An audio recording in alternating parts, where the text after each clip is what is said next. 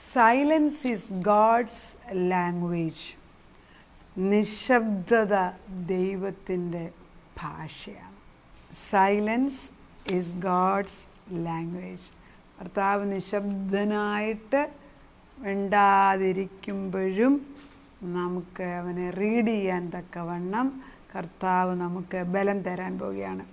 വളരെ ആഴമേറിയ ഒരു ടോപ്പിക്കാണിത്. എത്ര പേർക്കിത് മനസ്സിലാകുന്ന അറിയത്തില്ല. പക്ഷേ ആഗ്രഹമുള്ളവർക്ക്, ഈ എൻ്റെ വചനം കേൾക്കുന്നവർ പലപ്പോഴും ഇച്ചിരി ഡീപ്പിലായിട്ട് പോകാൻ ആഗ്രഹിക്കുന്നവരാണ്.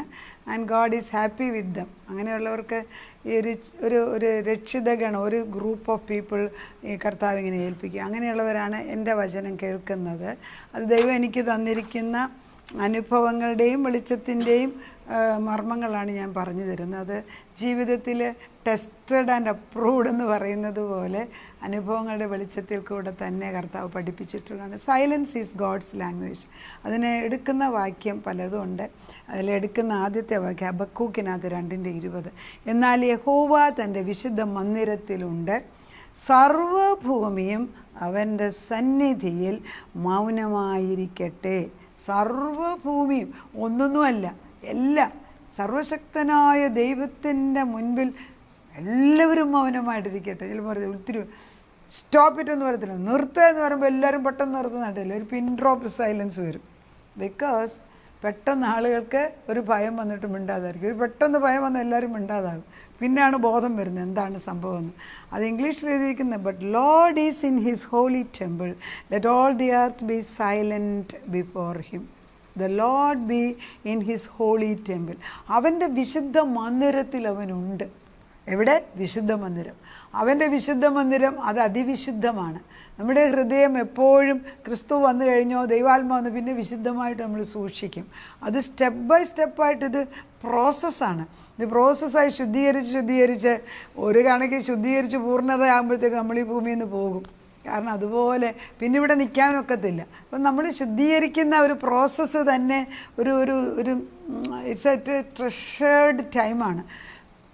അത് മനസ്സിലാക്കുന്ന ആത്മാവിലത് മനസ്സിലാക്കി കഴിയുമ്പോൾ നമ്മൾ കഴിഞ്ഞ ഒരു 10 വർഷം മുമ്പ് നമ്മളെ തന്നെ നോക്കുമ്പോൾ, അല്ലെ 15-30 വർഷമൊക്കെ പുറകോട്ട് നോക്കിയാൽ, എൻ്റെ പൊന്നെ എന്തോ ഒരു വ്യത്യാസം നമ്മളിൽ വന്നിരിക്കുന്നത്. എന്തുമാത്രം വ്യത്യാസം!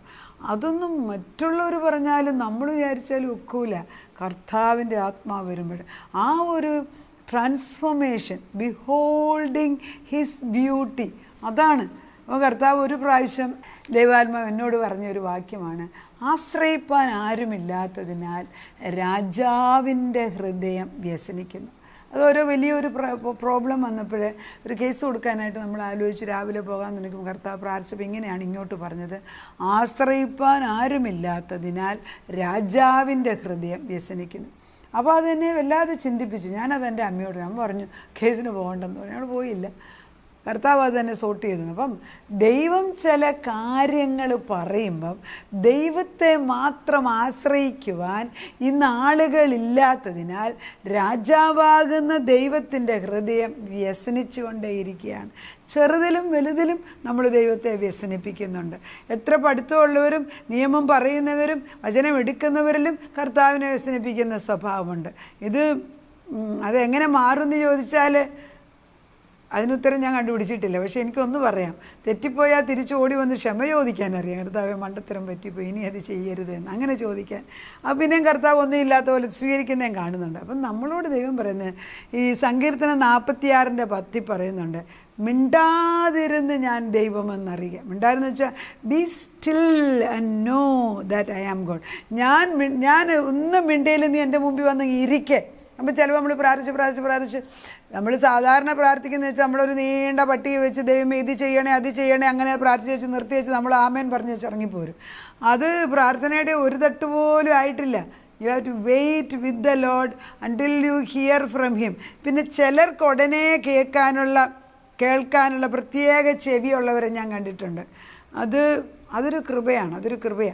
കർത്താവ് വചനത്തിൽ പറയുന്നുണ്ട്, കേൾക്കാൻ ധൃതി കാണിക്കണം, പക്ഷെ സംസാരിക്കാൻ സാവകാശം. അപ്പോൾ നമ്മൾ കേൾക്കുന്ന ഒരു ചെവിയാക്കി തരണമേ എന്ന് പ്രാർത്ഥിച്ചാൽ ഒരു പക്ഷേ കർത്താവിൻ്റെ ശബ്ദം കുറച്ചും കൂടെ കേൾക്കാൻ സാധിക്കും എന്ന് ഞാൻ വിശ്വസിക്കുന്നു. അപ്പോൾ സൈലൻസ് എന്ന് പറയുന്ന അല്ലെങ്കിൽ നിശബ്ദത draws us into the reality that God is near us, is for us, is with us.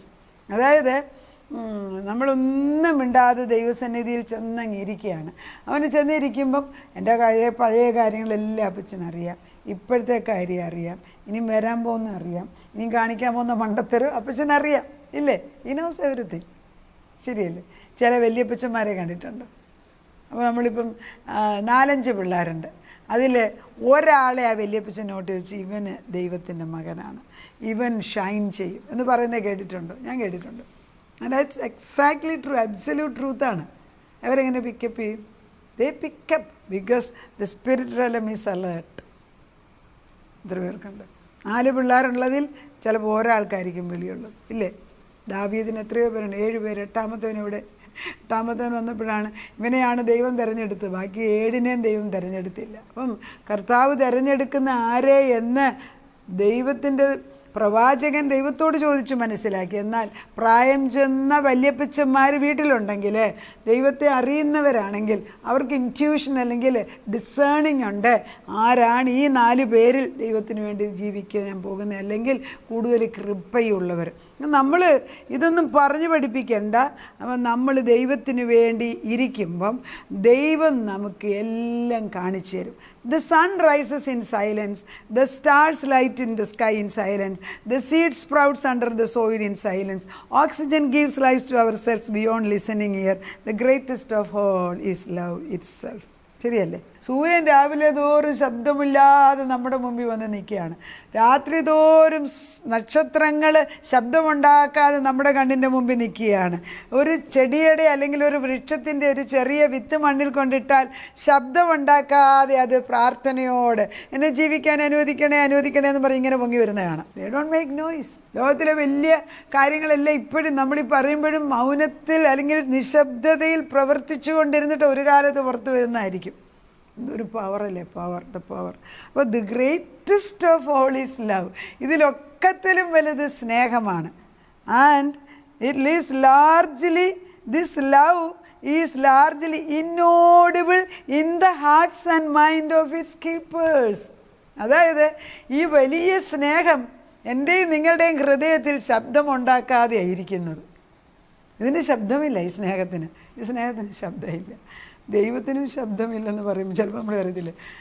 The all surpassing knowledge of the living God, ആ ദൈവം, അത് നമ്മൾ കർത്താവിനെക്കുറിച്ച്, കർത്താവ് മിണ്ടാതിരുന്ന് ഞാനെന്ന് പറയുമ്പോഴേ, മിണ്ടാതിരുന്ന് ഞാൻ അവൻ്റെ അടുക്കൽ ഇരിക്കണമെങ്കിൽ I should get that concentration. Eliminate and concentrate. വേണ്ടാത്ത എല്ലാം എടുത്ത് കളയണം.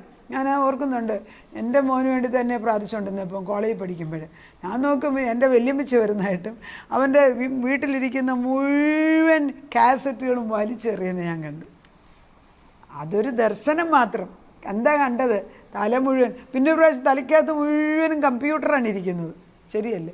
ഇപ്പോൾ എല്ലാവരുടെയും തലയ്ക്കകത്ത് ഇനി ആർട്ടിഫിഷ്യൽ ഇൻ്റലിജൻസ്, നിർമ്മിത ബുദ്ധി കൊണ്ടുള്ള ചിന്തകൾ കൊണ്ട് നമ്മൾ നിറച്ചിട്ട് സത്യദൈവത്തിൻ്റെ, ഇതിനൊക്കെ ഉപരിയായ സത്യദൈവം വളരെ ലളിതമായിട്ട് നമ്മളോട് പറയുന്നത് മനസ്സിലാക്കാതിരിക്കും. കാരണം ഈ അടുത്തിടയിൽ ഒരു സ്റ്റഡി നടത്തിയത് നിങ്ങൾ വായിച്ചോ? കണക്ക്, നമ്മുടെ ഇന്ത്യൻ സ്റ്റുഡൻസിനെല്ലാം കണക്ക് പരീക്ഷയ്ക്ക് നല്ല മാർക്ക് കിട്ടും, പക്ഷേ ജീവിതത്തിൽ കണക്ക് ഉപയോഗിക്കാൻ അറിഞ്ഞുകൂടുന്നു. 4x4, 4x4 it is 16, 5x5 is 25 എന്നൊക്കെ പറഞ്ഞാൽ അത് കണക്ക് ബുക്കിൽ എഴുതി വെക്കും, പ്രാക്ടിക്കലായിട്ട് ഉപയോഗിക്കാൻ അറിഞ്ഞുകൂടും. ശരിയല്ലേ?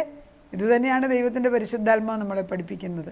നമ്മൾ ദൈവത്തിൻ്റെ അടുക്കൽ ഇരുന്നിട്ട് ദൈവത്തെക്കുറിച്ച് അല്പമെങ്കിലും സമയമെടുത്ത് എൻ്റെ ആവശ്യം പറയുന്നതിൽ കൂടുതലായിട്ട് ഞാൻ ആരോടാണ് പറയുന്നത്, അവൻ ആരെയെന്ന് മനസ്സിലാക്കി അവൻ്റെ മഹത്വത്തിനകത്ത് ഒളിച്ചിരുന്ന് അവനെക്കുറിച്ച് ചിന്തിച്ചിട്ട് ഈ ക്രിസ്തുവിൽ, ഈ ദൈവത്തിലാണ് എൻ്റെ വിഷയം ഏൽപ്പിച്ചത് എങ്കിൽ എനിക്ക് പിന്നെ ഒത്തിരി ബഹളം വെക്കേണ്ട ആവശ്യമില്ല. സൈലൻസ്, നിശബ്ദത. അതെങ്ങനെ എക്സ്പ്ലെയിൻ ചെയ്യുന്നത്? ഇപ്പോൾ ഭാര്യ ഭർത്താക്കന്മാർ വഴക്കുണ്ടാക്കുന്നവരാന്ന് വിചാരിക്കുക. ഒരാൾ കിടന്ന് ബഹളം വെക്കുക, വലിയ ശബ്ദമാണ്, മറ്റേ ആളൊന്നും മിണ്ടത്തില്ല. കുറച്ച് കഴിയുമ്പോൾ ഈ ഭാര്യയ്ക്ക് ദേഷ്യം വരും. എന്നാ പറഞ്ഞാലും മിണ്ടാതങ്ങ് ഇരുന്നാൽ മതിയല്ലോ, ഞാനല്ലേ ഇവിടെ എല്ലാം ചെയ്തെടുക്കുന്നത്, അങ്ങനെയും കൂടെ പറഞ്ഞു പിടിപ്പിക്കും. കുറച്ച് കഴിയുമ്പോൾ അവരെന്തെടുക്കും, അവർ വീട്ടിനകത്തുനിന്ന് പുറത്തോട്ട് ഇറങ്ങി. അന്നേരം ഈ പെണ്ണുങ്ങൾക്ക് പേടിയുമാകും, അയ്യോ എങ്ങാണ്ട് പോയിരിക്കുകയാണ്, പ്രശ്നമാണ്.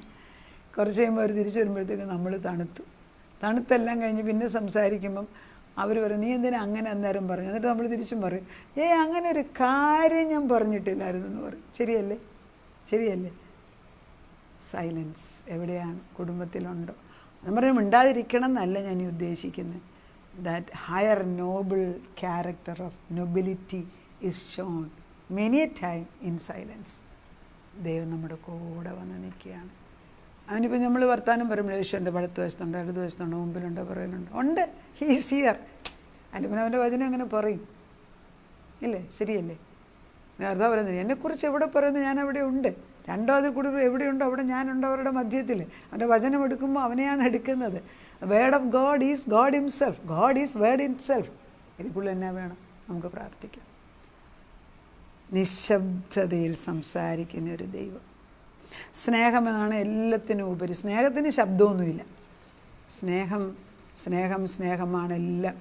സ്നേഹം എല്ലാം, ഭൂമി മുഴുവനും ഭരിക്കുന്നത് സ്നേഹമാണ്.